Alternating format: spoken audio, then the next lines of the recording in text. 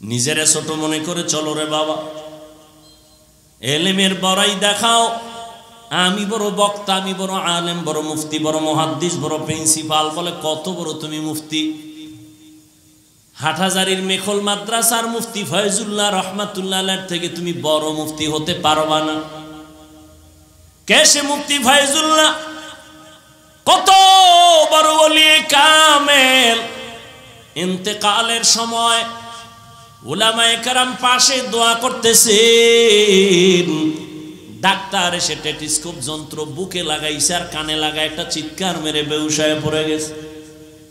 হুশে আসার পরে বলে, ডাক্তার চিৎকার দিয়া বেহুশ হইলা কেন? ডাক্তার বলে, আল্লাহর জাতের কসম, মুফতি ফয়জুল্লাহর বুকের উপরে যন্ত্রটা ধরার পর আমি অস্থির হয়ে গেলাম। এক জায়গায় বসিয়া শত মানুষ আল্লাহর জিকির করলে যেমন আওয়াজ হয়, তার হৃদয়ের মধ্যে তেমন জিকিরের আওয়াজ আমি কানে শুনেছি।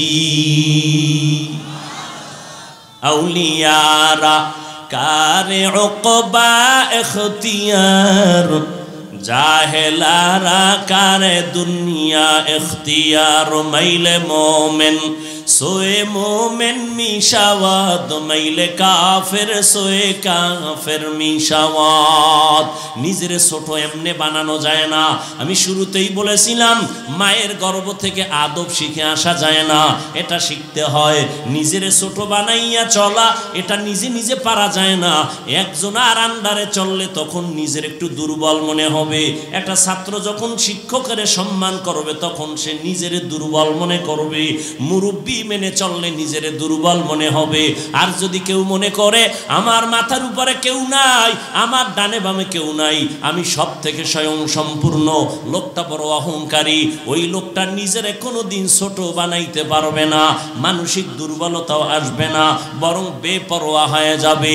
এজন্য আল্লাহ বলেন, নিজের ছোট বানানোর জন্য তোমার এক নাম্বার কাজ হলো আমার ভয় অন্তরের মধ্যে ঢুকাও। ভয়ের নাম হলো তাকওয়া। ভয়ের নাম কি? তাকওয়া। তাকওয়া মানে আল্লাহর ভয়, খশিয়াতুন মানে আল্লাহর ভয়, খাউফুন মানে আল্লাহর ভয়। আল্লাহকে ভয় করো মুমিন। বারবার আল্লাহ তাকওয়ার বয়ান করতেছেন। কোরআনের শুরুতেও তাকওয়া, কোরআনের শেষেও তাকওয়া। যালিকাল কিতাবু লা রাইবা ফীহি হুদাল লিল মুত্তাকিন। আল্লাহ বলেন, এই কোরআনটা আমি দিলাম শুধু মুত্তাকি যারা, তাদের হেদায়েতের জন্য। মুত্তাকি কারা? যাদের মধ্যে তাকওয়া থাকবে।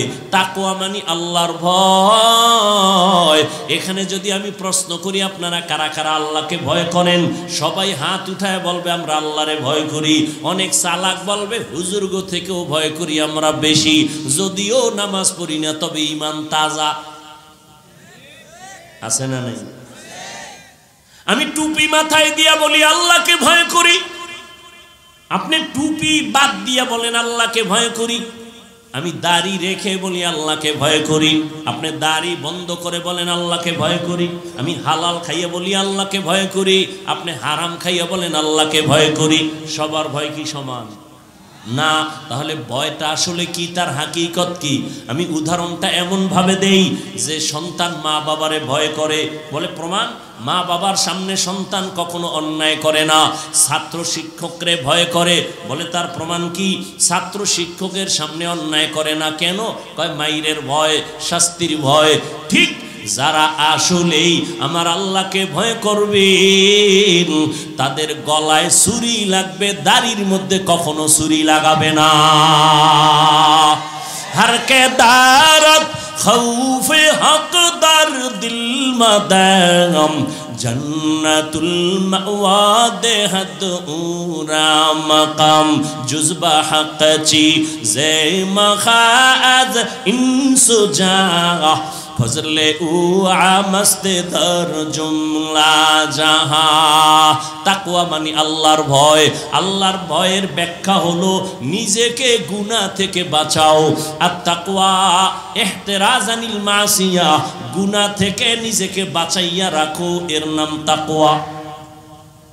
ওয়া আম্মা মান খাফা মাকামা রাব্বিহি ওয়া নাহান নাফসা আনিল হাওয়া ফাইন্নাল জান্নাতা হিয়াল মাওয়া। আল্লাহ বলেন যারা কিয়ামতের দিন আমার আদালতে দাঁড়াইয়া হিসাব দেওয়ার ভয় দুনিয়াতেই নিজের গুনাহ থেকে বাঁচাবে, ও নবী জানায় দেন তার ঠিকানা জান্নাতুল মাওয়া। তাকওয়া এমন একটা দামি সম্পদ, এটা অর্জন করলে মরার আগে 6 পুরস্কার। দুনিয়াতে পুরস্কার কয়টা? কার জন্য? কার জন্য? মুত্তাকি যারা তাকওয়াওয়ালা। আর পরকালে 2 পুরস্কার দিবেন আল্লাহ। পরকালের প্রথম পুরস্কার বিনা হিসাবে জান্নাত।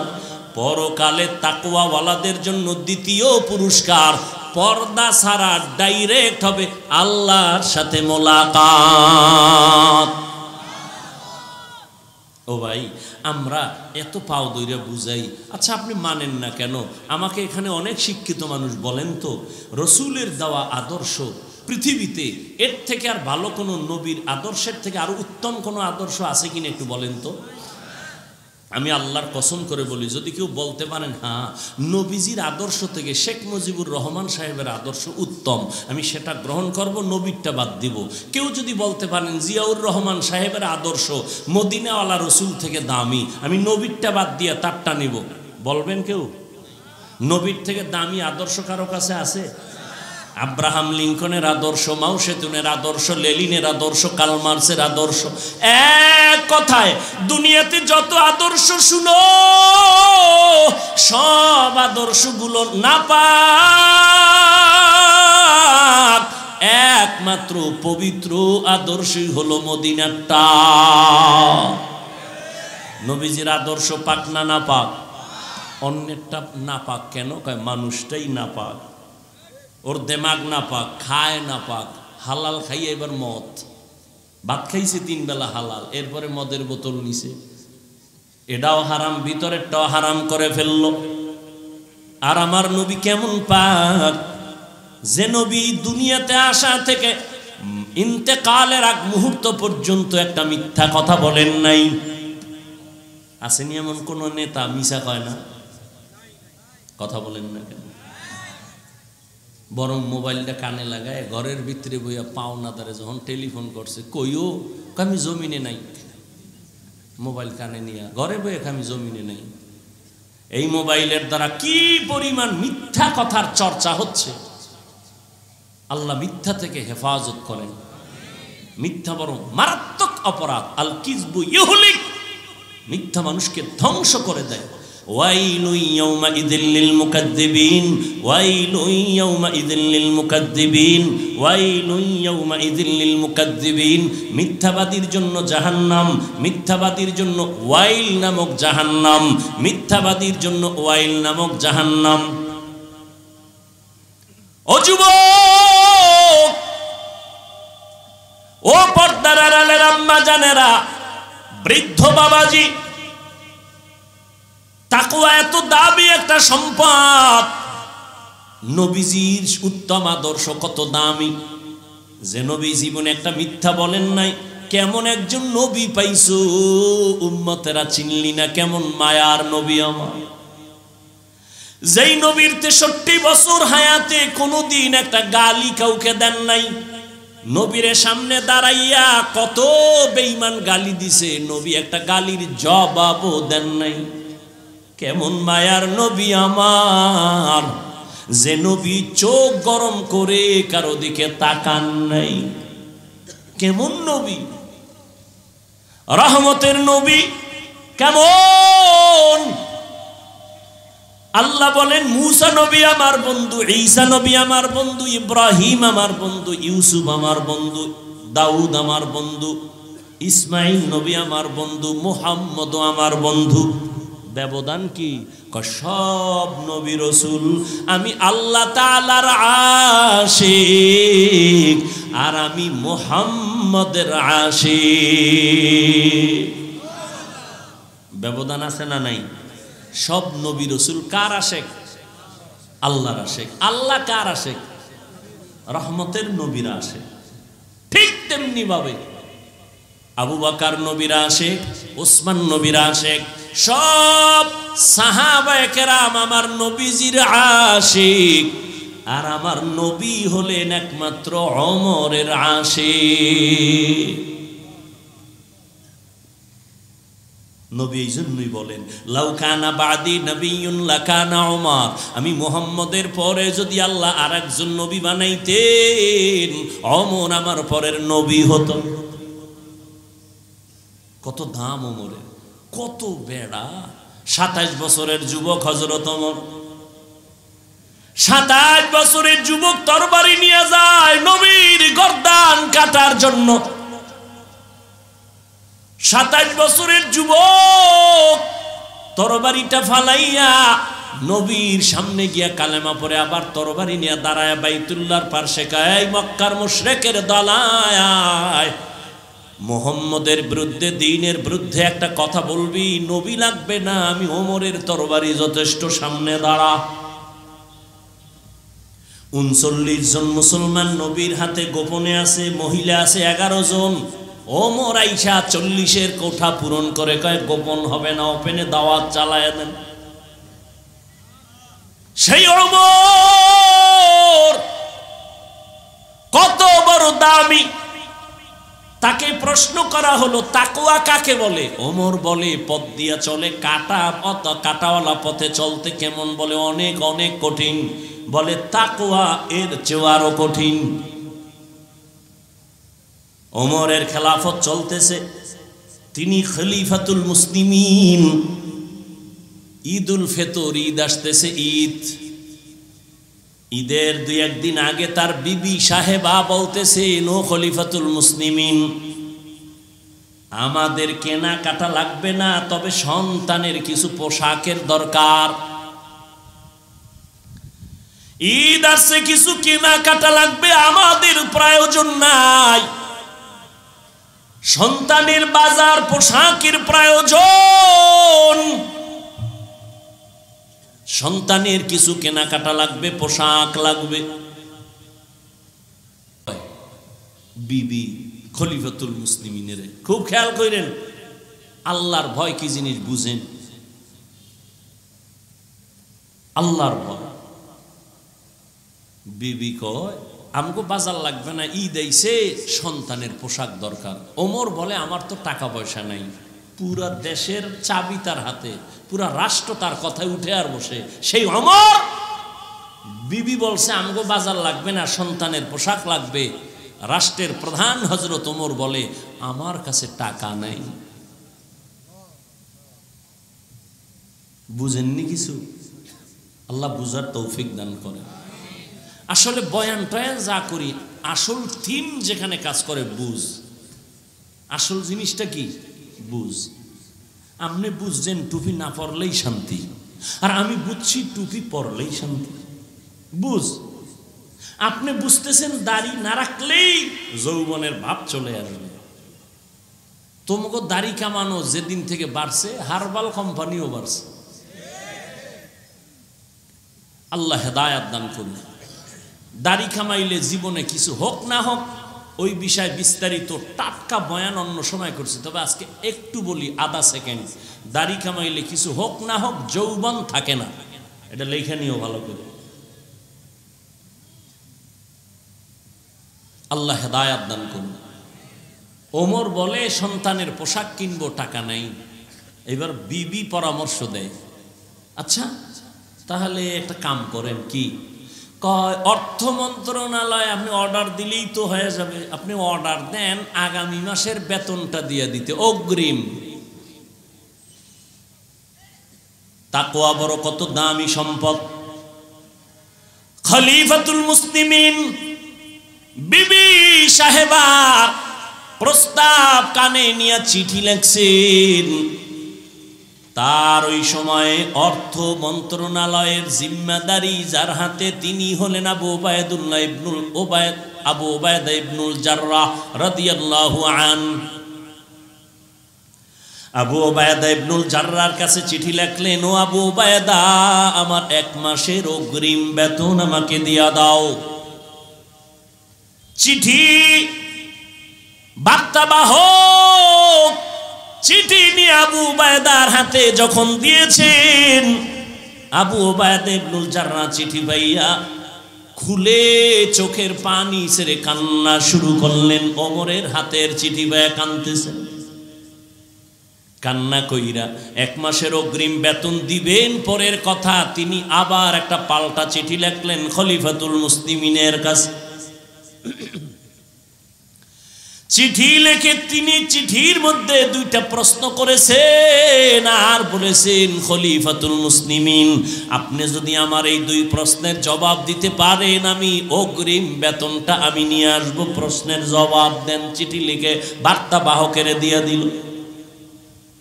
বার্তাবাহক চিঠি নিয়ে খলিফাতুল মুসলিমিনের দরবারে হাজির। ওমর চিঠি খুলে দেখেন আবু উবায়দা ইবনুল জাররাহ চিঠির মধ্যে 2টা প্রশ্ন করছেন। 1, খলিফাতুল মুসলিমিন, আপনি যে 1 মাসের অগ্রিম বেতন চাইলেন, আগামী 1 মাস যে আপনি বাঁচবেন তার কোনো গ্যারান্টি আছে কিনা বলেন। আগামী মাস বাঁচবেন তার গ্যারান্টি কয় নাই নাই। দ্বিতীয় প্রশ্ন, আপনি আজকে চেয়ারে বইছেন খলিফাতুল মুসলিমিন, আগামী মাস আপনি চেয়ারে থাকবেন, জনগণ রাখবেনি, তার গ্যারান্টি দেন। কত কঠিন কথা। আপনি আগামী মাস পর্যন্ত ক্ষমতার চেয়ারে থাকবেন না জোহরের আগে ভাগবেন? গ্যারান্টি আছে? আছে। খলিফাতুল মুসলিমিন আবু উবায়দা ইবনুল জাররাহ চিঠি পেয়ে কান্না করে আর বলে, হে মালিক, আমার আবু উবায়দাকে তুমি কবুল করে নিও। আমার অন্তর চোখ খুলে দিয়েছে আবু উবায়দা। বাস্তব তো আমি আগামী মাস বাঁচার গ্যারান্টি নাই, আমার চেয়ার থাকবে কিনা তারও কোনো গ্যারান্টি নেই। এর নাম আল্লাহর ভয়। ও আমার কলিজার যুবকেরা, রহমতের নবী জীবনটা দিয়া কি না কষ্ট করেছেন। নবী যদি দোয়া করতেন উহুদ পাহাড় স্বর্ণ হয়ে যাইত, কিন্তু নবী আল্লাহর এত প্রিয় যে আল্লাহর নবীর আশেক। সেই নবী কেন দরকার ছিল পেটের মধ্যে পাথর বেঁধে ক্ষুধা নিবারণ করা? ওই নবীর কি প্রয়োজন ছিল?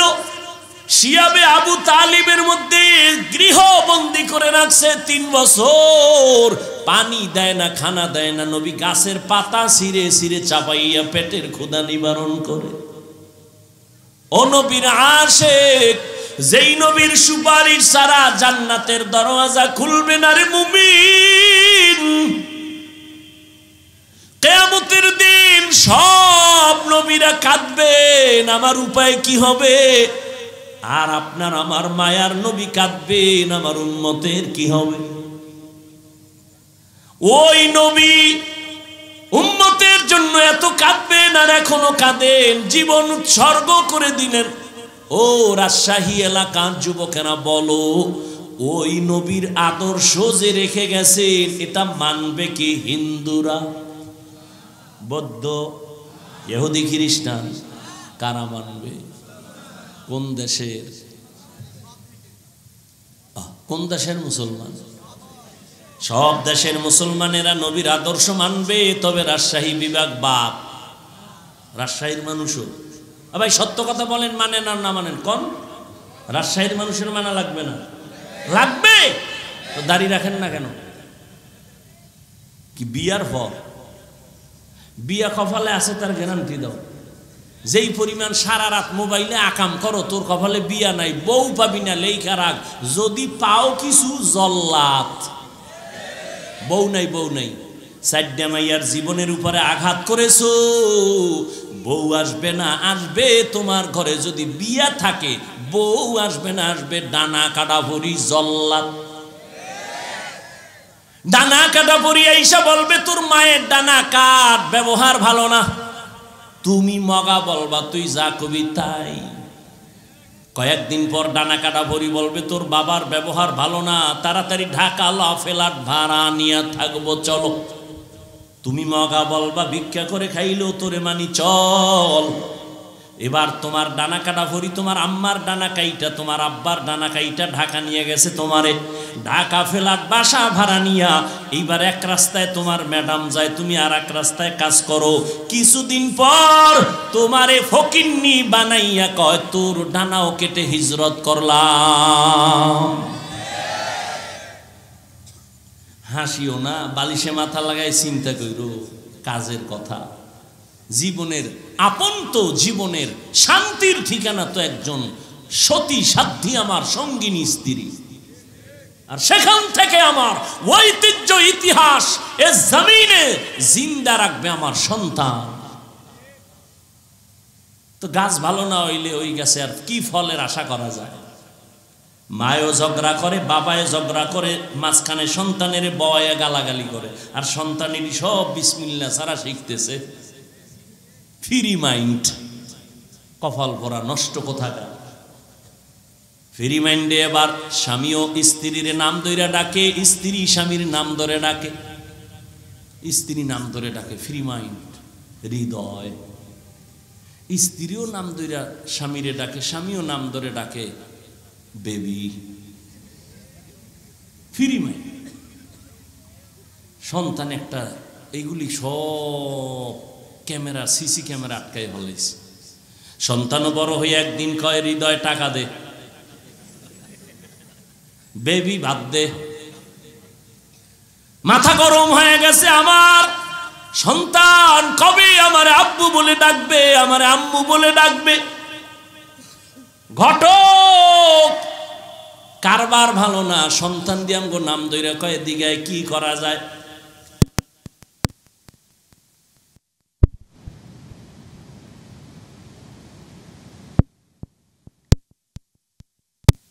আটকাইয়া মাঝখানে সন্তানের বসাইয়া, স্ত্রী তুমি তোমার স্বামীর একবার আব্বু কও, তুমি তোমার বউরে আম্মু কয়ে ডাকো, কয়েকদিনের রিহার্সাল দাও, সন্তান শিখতে পারে।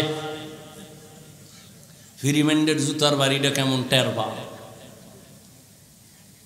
ও যুবক, অথচ রাসূল হাদিসে বলেছেন স্পষ্ট সহিহ হাদিস, কিয়ামতের দিন একটা সুন্দর নামের দ্বারাও মানুষ জান্নাতের দরজায় চলে যাবে। কোন বেঈমান আব্দুর রহমান নাম রাখে না সারা দুনিয়ায়, আর মুসলমানের ঘরে ঘরে ঘরে ঘরে বেঈমানের নাম। সন্তানের নাম হৃদয়, সবুজ, গম্বুজ, হাসি, খুশি, নদী। সন্তানের নাম তুফান, হ্যাঁ, সন্তানের নাম সাগর। আছে না নাই? সন্তান অসুস্থ হয়ে বিছানায় পড়ছে, হুজুরের ডাকছে ডাল ভাত খাওয়ামু দোয়ার লাগিয়া। হুজুরে আইছে খাইয়া কয় হুজুর দোয়া করেন। কি কয় সন্তান অসুস্থ, নাম কি? কয় সাগর। হুজুরের দোয়া থইয়া দৌড়। কয় ভাই তোমার খানা নিয়ে যাও, আমি সাগরের জন্য দোয়া করা সম্ভব না, এই সাগরে আমার 3 বার বাড়ি ভাঙছে, অসম্ভব, আমি এই দোয়া করতে পারবো না। हकीकत से तो दुनिया बेखबर है, दुनिया की नुमाइश पर नजर है। नमी गुयम के आज दुनिया जुदा बाश, बहर कारे के बाशी बा खुदा बाश। ও কলিজার যুবক বাবারা, নবীর আদর্শ তোমাকে আমাকে মানতে হবে। হিন্দুরা মানবে না, খ্রিস্টান মানবে না, নবীর আদর্শ কোনো বৌদ্ধরা মানবে না, নবীর আদর্শ কোনো বিধর্মী মানবে না, নবীর আদর্শ মুসলমান মুমিনেরা মানতে হবে। ও যুবক, নবীর আদর্শ কত সুন্দর। কেমনে তুমি আঙ্গুলের নখ রাখবা কাটবা, সেখানেও নবীর আদর্শ। কেমনে তুমি চুল রাখবা চুল কাটবা, সেখানেও নবীর আদর্শ। কেমনে জুতাটা পায়ে ঢুকাইবা খুলবা, সেখানেও নবীর আদর্শ। নবীর আদর্শ ছাড়া জমিনের মধ্যে শান্তি আসবে না। নবীর আদর্শ ছাড়া কোনো মানুষ আদর্শওয়ালা আদবওয়ালা হতে পারবে না। এই জন্য আল্লাহর ভয় অন্তরে ঢুকাইও তাকওয়া। এত বয়ানের পরেও কেন আমাদের আমল দুর্বল? একমাত্র কারণ আল্লাহর ভয় নাই।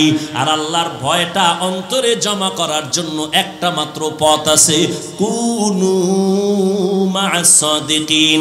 আল্লাহর প্রিয় বান্দা যারা সত্যবাদী তাদের সাথে সম্পর্ক লাগায়া দাও, তাদের নজর লাগবে, কলবে তাকওয়া তৈরি হবে।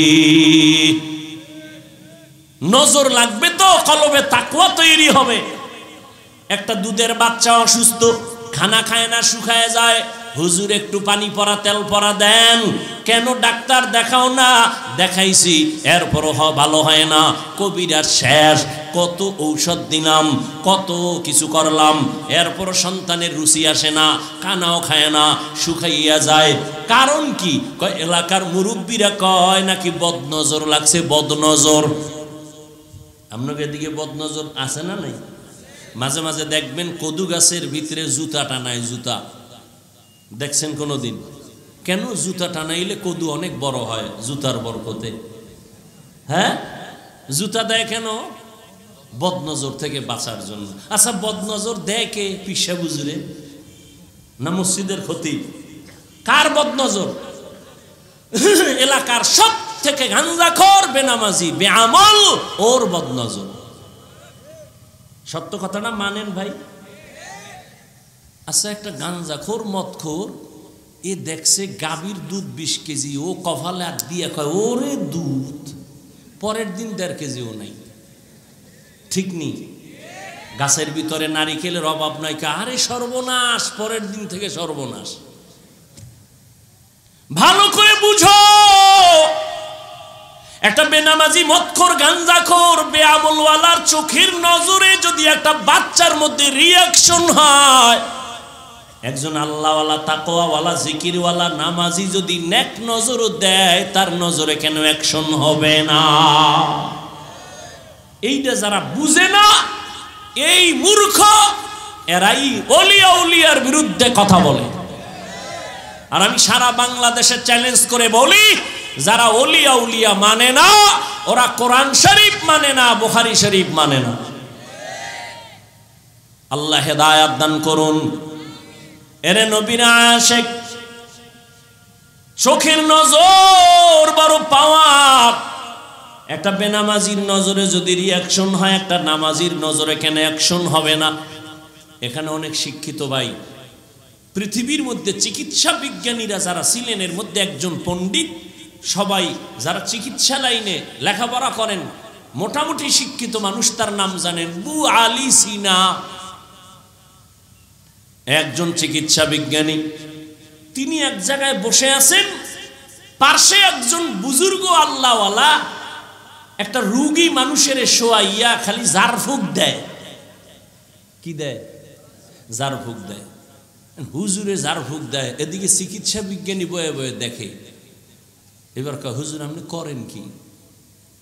তো আল্লাহওয়ালারা তো কথা কয় খুব হিসাব করিয়া। আবু আলী সিনা, আপনি করেন কি? এডি তুমি গাধা, বুঝবা না। এইবার এত বড় একজন বড় বিজ্ঞানী, চিকিৎসা বিজ্ঞানী, মাথা গরম হয়ে গেছে। এত বড় সাহস, আমাকে আপনি এই কথা বললেন? আপনি হুজুর? ইচ্ছারম ধমকায় টমকায়, হুজুর আর কথা নেই, একটু ইনজেকশন দিয়েছু, হে ওই রুগীরে জারতেছে। কিছুক্ষণ পর ডাক দিয়ে কয়, আবু আলী সিনা, মনে কষ্ট নিছেন নি? কয়, কষ্ট মানি? কেন কষ্ট নিছেন? আমি তো আপনার গায়ে হাত দিই নাই, আপনার তো আমি গায়ে হাত দেই না, আপনি কষ্ট নিলেন কেন? আপনি বললেন কি? কয় রে আবু আলী সিনা, বুঝো, আমার একটা মুখের কথা যদি তোমার কলিজা পর্যন্ত জ্বলিয়া যায়, পুড়িয়া যায়, ওই আমি বান্দার জবানের তেলাওয়াত দিয়া যদি বান্দার শরীরে দম দেই, কেন অ্যাকশন হবে না? আউলিয়ারা কারে উকবা ইখতিয়ার, জাহেলারা কারে দুনিয়া ইখতিয়ার। আল্লাহর মুহাব্বত, তাকওয়া ছাড়া কোনোদিন মানুষ লাইনে আনা সম্ভব না। আল্লাহর ভয়। ও যুবক, আল্লাহর ভয় যদি অন্তরে জমা করতে চাও, আল্লাহর প্রিয় বান্দা যাদের অন্তরে তাকওয়া আছে তাদের সঙ্গে বন্ধুত্ব করো, তাদের নেক নজর লাগবে, কলবের মধ্যে তাকওয়ার পাওয়ার আসবে। ও বাবা, একজন মুরব্বী যদি পেছনে থাকে, একটা গরুর গলায় রশি দইরা যদি মালিক দইরা রাখে, ওই গরুটা ডানে বামে ফসল খাইতে চাইলে মালিক ধরে টান দেয়, খাইতে পারে না। ঠিক যেই মানুষটা কালেমার রশি গলায় লাগাইয়া একজন খাঁটি আল্লাহওয়ালার নজরে চলবে, ওই লোকটা খাইতে গেলে চিন্তা করবে হালাল না হারাম খাই, হুজুরে জিগাইলে কি কমু, একটা ভয় কাজ করবে। ও আল্লাহর বান্দা, এজন্য আমি মাঝে মাঝে আফসোস করে বলি, আমরা মুরব্বি মাইনাও ঠিক রাস্তায় চলতে ভয়, আর যারা মুরব্বি মানেই না তাদের উপায় কি? আমরা মুরব্বি মাইনাও সঠিক রাস্তায় টিকে থাকা কঠিন, আর যারা মুরব্বি মানেই না ওদের উপায় কি? ও যুবক বাবা, তুমি স্কুলে পড়ো, কলেজে পড়ো, চাকরি করো, ব্যবসা করো, বাধা নাই। নবীর আদর্শের মালাটা গলায় লাগাইও, মা বাবার দোয়া নিয়ে চলিও, নবীর তরিকা মেনে চলো, 5 বেলার নামাজ পড়ো। ডাক্তার হও, ইঞ্জিনিয়ার হও, তবে নবীর আদর্শ ছাড়া হয় কোনো লাভ হবে না। জমিনে তুমি ডাক্তার হলে এই গ্রাম্য ডাক্তার না, এমন একজন দামি ডাক্তার হও যেন সারা দেশের মানুষ মাথায় নিয়ে সম্মান করে। ইঞ্জিনিয়ার যদি হও, একজন সম্মানিত ইঞ্জিনিয়ার হও যেন মানুষ সম্মান করে। আমার দেশের ডাক্তার বিদেশে নিয়ে যায় টাকা দিয়া চিকিৎসার জন্য, নাই? তুমি এমন ডাক্তার হইও সম্মান তোমার উপরে থাকবে। আর সেই সম্মানের ডাক্তার যদি হতে চাও, সম্মানের জীবন যদি চাও, 2টা পুঁজি তোমার লাগবে। 1 নাম্বার পুঁজি সুস্থতা, আর একটা পুঁজি হলো সুন্দর চরিত্র। আর এই সুস্থতা আর চরিত্র ধ্বংস করার জন্য বর্তমান দুনিয়াতে একমাত্র মেডিসিন হলো গজবের মোবাইল। এই মোবাইলে তোমাকে অসুস্থ বানায় দিছে, টের পাবা সময় মতো। এখন তো টের পাইতেছ না। নতুন পার্স এই জন্য গায়ে লাগে না। ওরে পার্সের মেয়াদ যেদিন হঠাৎ করে দেখবার শেষ হয়ে যাইতেছে, চোখের পাওয়ার কমতেছে, কানের পাওয়ার কমতেছে, বুকের ব্যথা বাড়তেছে, মোবাইলের দিকে তাকায় থাকতে থাকতে মাথা ব্যথা বেড়ে গেছে, হার্ট ব্যথা বেড়ে গেছে, কিডনির উপরে আঘাত করতেছে, মাথা ব্যথা, বুকে ব্যথা। এইভাবে দেখতে দেখতে এক সময় দেখবা যখন চোখ দরকার চোখ পাইবা না, কান দরকার কান পাইবা না, যখন তোমার হৃদয়টা শান্ত দরকার শান্ত থাকবে না। ওরে আমি হুজুরের কথা না, গুগলে গিয়া সার্চ দিয়া দেখো, টাচ মোবাইল দেখলে শরীরের কি কি ক্ষতি হয়। ওখানে বিজ্ঞানীরা, চিকিৎসা বিজ্ঞানীরা ডিটেলস লিখে দিয়েছে। এই মোবাইলের কারণে তোর চেহারা নষ্ট, এই মোবাইলের কারণে তোমার বডি পুরা নষ্ট, কাটন কাটন হয়ে গেছো। অন্যদিকে চরিত্র তোমার শেষ। মা বাবায় তোমারে ভালো জানে না, মনে মনে কষ্ট, তোমার চরিত্র ভালো না। তোমার চরিত্রের কারণে আলেম উলামারাও তোমাকে ভালো জানে না, তোমার চরিত্রের কারণে তোমার শিক্ষকেরা ভালো জানে না।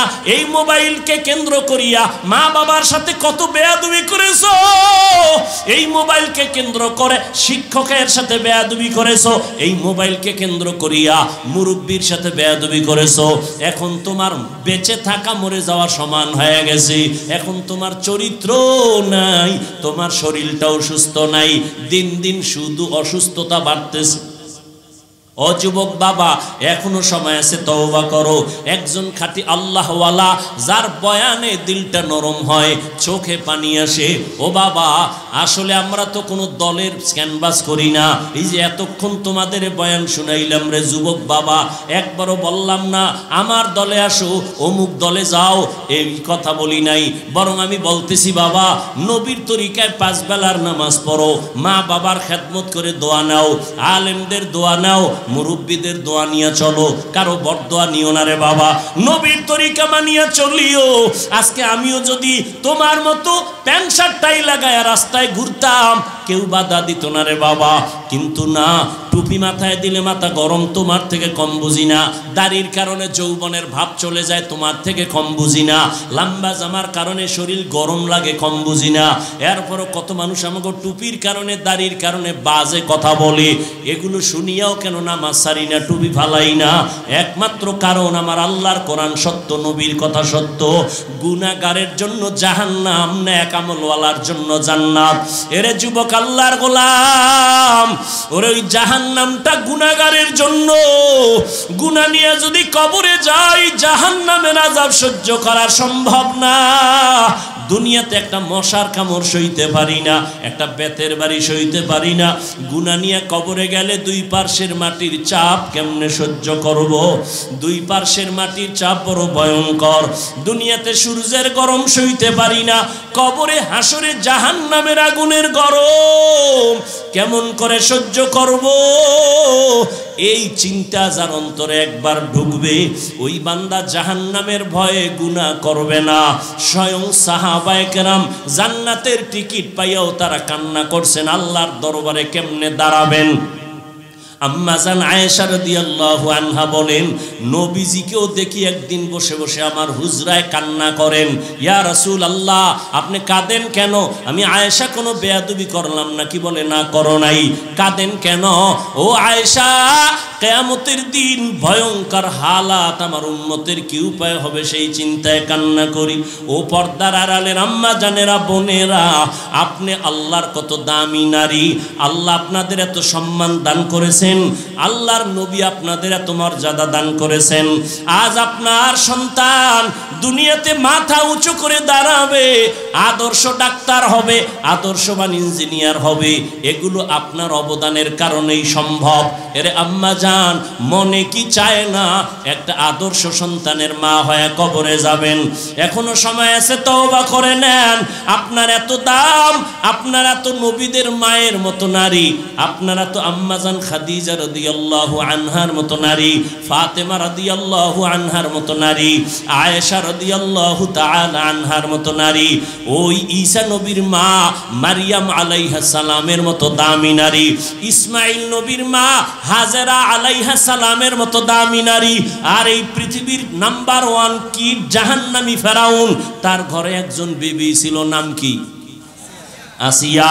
কেমন দামি নারী, যেই ফেরাউন আমার আল্লাহর বিরুদ্ধে যুদ্ধ ঘোষণা দিয়া নিজে খোদা দাবি করেছে, আর তার ঘরে ফুটন্ত গোলাপ আসিয়া নামের আল্লাহর বান্দি। আল্লাহ তাকে এমন ভাবে কবুল করেছেন, রহমতের নবী বলেন, কিয়ামতের দিন আসিয়ার সাথে জান্নাতে আমার বিবাহের বন্ধন হবে। ও পর্দার আড়ালের আম্মা জানেরা, আপনার স্বামী তো ফেরাউনের মতো খারাপ না। আপনি তো পারতেন, নামাজ পড়বেন, স্বামীকেও যদি বুঝাইতেন, হালাল কামাই করো, না খাইয়া থাকবো, হারাম ঘরে আনবা না। একজন মা যদি স্বামীকে এইভাবে বুঝায়, কোন স্বামী ঘরে হারাম টাকা নিতে পারে না। এরে আম্মা জান, এই জন্যই তো রহমতের নবী বলছেন, এ জগতের নারীরা শ্রেষ্ঠ সম্পদ। আর দুনিয়া কুল্লুহা মাতা, খায়রু মাতা'id দুনিয়া আল ইমরাআতুস সালিহা। দুনিয়ার সব সম্পদের মধ্যে শ্রেষ্ঠ সম্পদ নেককারিনী নারী। ও আম্মা জান, আপনি একটা ডাক্তারের মা হন, তবে বেয়াদবের মা হবেন না। সন্তানটাকে আদব শিক্ষা দিয়া যাবেন, কোনোদিন যেন আলেমদের সাথে খারাপ ব্যবহার না করে, মুরব্বীর সাথে, শিক্ষকের সাথে খারাপ আচরণ না করে। আপনার সন্তানের ব্যবহারে যেন কোনো বন্ধু কষ্ট না পায়, এমন আদর্শওয়ালা বানাবেন। ওই ফেরাউনের ঘরে থাইকা আসিয়ার মতো গোলাম বান্দি আল্লাহর মোহাব্বত নিয়ে রেডি হয়ে গেল। ফেরাউন একদিন দেখে আসিয়ার জবানে আল্লাহর আওয়াজ, আল্লাহর জিকিরের আওয়াজ। ফেরাউন বলে, তুমি কার নাম নিছো? বলে, আমার রব। কয়, রবকে? মিশরের খোদা তো আমি। কয়, না, তোমারে যিনি বানাইছেন তিনি আমার রব। ফেরাউন বলে এই কথা বন্ধ করো, মিশরের সবাই আমারে খোদা বলে, তুমি আমারে খোদা বলো? কয় অসম্ভব, যেই রবের মোহাব্বত অন্তরে ঢুকাইলাম ওই রবের বিরুদ্ধে যাব না। ফেরাউন বুঝাইয়াও যখন পারে না, এইবার এক পর্যায়ে ফেরাউন শাস্তি দেওয়া শুরু করলো। এত বড় রানী, এত বড় রাষ্ট্রের মালিকের ঘরে আসিয়ার এখন খানা নাই, ঘুমানোর জায়গা নাই। এক পর্যায়ে আসিয়ার বিরুদ্ধে হুলিয়া জারি হয়ে গেল, আসিয়া রেডি হও, তোমাকে শুলিবিদ্ধ করে মেরে ফেলা হবে। মিশরের মানুষ জেনে ফেললো ফেরাউনের স্ত্রী ফেরাউনের খোদা বলে মানে না, ফাঁসি দিবে ফেরাউন। মানুষজন তারিখ যাই না, লোকজন হাজির হয়ে গেল ময়দানে। ফাঁসির মঞ্চ সাজানো হলো, আসিয়াকে ফাঁসির মঞ্চে নেওয়া হবে। আসিয়া চোখের পানি ছেড়ে কান্না করে, আল্লাহর কাছে ক্ষমা চায়, ও আল্লাহ, ফেরাউন আমারে তাড়ায়া দেয়, খানা দেয় না, তুমি আমারে দূরে সরাইয়া দিও না। হঠাৎ তাকায় দেখে মূসা নবী হেঁটে যায়। আসিয়া ডাক দিয়ে কয়, নবী মূসা, আমার হালাত জানেননি? কয় জানি। আমি জানতে চাই, আপনি তো আল্লাহর সাথে কথা বলেন, আমার আল্লাহ আমার উপরে এখন রাগ না খুশি? আল্লাহর নবী মূসা বলে, ও আসিয়া, আল্লাহ তোমার উপরে এখন রাজি আছে। আসিয়া একটা চিৎকার মারিয়া আসমানের দিকে তাকাইয়া ডাক দিছে, ক্বালাত রব্বি ইবনিলি ইনদাকা বাইতান ফিল জান্নাহ। ও আমার মালিক, এই দুনিয়ার সব থেকে পরাশক্তি ফেরাউন, তুমি জানো, তোমার সাথে চ্যালেঞ্জ দিয়া নিজেরে খোদা দাবি করলো। আমার তো কোনোটার অভাব ছিল না, আমি তো বড় দামি চেয়ারে বসতাম, আমার বিছানা কত দামি, আমার খানা কত দামি, আমার স্বামী মিশরের বড় খোদা। কিন্তু মালিক না, সব আমি পায়ের তলে ফেলে দিলাম। আমি দুনিয়ার সুন্দর বিছানার মায়া করি নাই, তোমার মোহব্বত অন্তরে নিয়া, তোমার মায়ার কারণে দুনিয়া ছেড়ে দিয়েছি। তোমার মোহাব্বতের কারণে খানার দিয়ে তাকাই নাই, সম্মানের চেয়ারের দিয়ে তাকাই নাই। ও মালিক, এখন আমার ফাঁসি দিবে, শুলিবিদ্ধ করবে। ও আল্লাহ, বিদায় বেলা তোমার কাছে আমার একটা আবদার রে মালিক। দুনিয়ায় এত বড় ব্যক্তির ঘরে থাইকা ঘুমানোর বিছনা পাইলাম না, থাকার আরামের জায়গা পেলাম না। আমার দাবি রে মাওলা, তোমার পার্শ্বে জান্নাতে আমার একটা ঘর বানাইয়া দিও আল্লাহ। আসিয়া এই দোয়া করিয়া এবার ফাঁসির মঞ্চে যায়। এতক্ষণ আসিয়া কানলো, এখন আসিয়া মুস্কি মুস্কি হাসতেছি। ফেরাউন বলে, একটু আগে কান্না করলা, এখন বিপদের সময় তুমি হাসো কেন? আসিয়া ডাক দিয়া কয়, ফেরাউন কোনাই তুমি দেখবা না? ওরে তুমি তো কিছুই বুঝো না। আমার আল্লাহ পাক আমার মোহাব্বতে, আল্লাহর মোহাব্বত নিয়া আমি যে ঈমানটাকে মজবুত করে যাইতেছি, আল্লাহ আমার জন্য জান্নাত বানাইছেন। আর যেই জান্নাতটা আল্লাহ আমাকে দিবেন, ওই জান্নাতের ছবি আল্লাহ আমাকে দেখাইয়াও দিছেন। আর শুধু তাই না, তুমি আমাকে ফাঁসি দিবা, কিন্তু লক্ষ লক্ষ ফেরেশতারা অপেক্ষায় আছে আমার রূহটা জান্নাতে নেওয়ার জন্য। ও মুসলমানেরা, ও পর্দার আড়ালের আম্মা জানেরা, আপনি তো আসিয়া না, আসিয়ার মতোই একজন নারী। আপনি তওবা করে স্বামীর মাল হেফাজত করেন, স্বামীর দোয়া নিয়ে চলেন, সন্তানটাকে আদর্শওয়ালা বানান, 5 ওয়াক্ত নামাজ পড়েন, মোবাইলে সময় নষ্ট করবেন না। আপনার মতো কত মা নামাজি অভাব নাই, মোবাইলে সময় নষ্ট করে না, এমন মায়ের অভাব নাই। আপনি কেন পারবেন না? ও বৃদ্ধ বাবাজিরা, আপনার মতো কত বুড়ারা মসজিদে গিয়া নামাজ পড়ে, আপনি কেন পারেন না? ও যুবক বাবা, আপনার মতো কত যুবক জেনারেল লাইনে থাইকাও নামাজ ছাড়ে না, চাকরি করে নামাজ ছাড়ে না, ওই বান্দা ব্যবসা করে নামাজ ছাড়ে না, রাস্তায় গাড়ি চালায় নামাজ ছাড়ে না। আপনি কেন পারবেন না?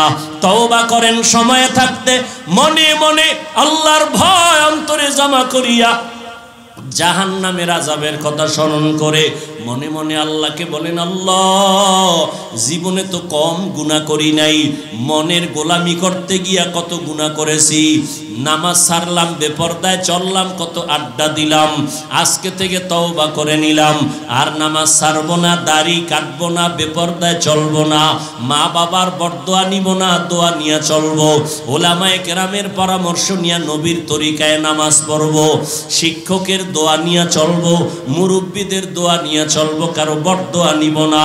তওবার নিয়ত যদি থাকে, মরিয়া গেলে যাব হায়াতের মালিক আল্লাহ, ইজ্জতের মালিক, রিজিকের মালিক আল্লাহ, আর কখনো গুনার কাছেও যাবা না। তওবার নিয়ত যদি হয়, মুনাফিকি যদি অন্তরে না থাকে, খাঁটি তওবার নিয়ত যাদের আছে, দুটো হাত আল্লাহকে দেখাইয়া দাও। আয় আল্লাহ, হাতগুলো কবুল করে নেন, তওবা কবুল করে নেন, তওবার উপরে আমাদের মজবুত হইয়া চলার মতো তৌফিক দান করেন, আমিন।